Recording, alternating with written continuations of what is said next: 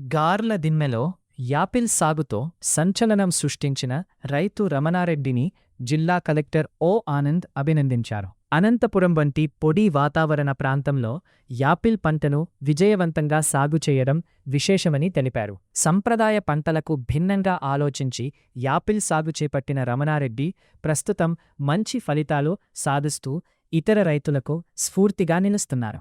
గార్లదిన్నె మండలంలోని తోటను జిల్లా కలెక్టర్ స్వయంగా సందర్శించి పంట పరిస్థితిని పరిశీలించారు.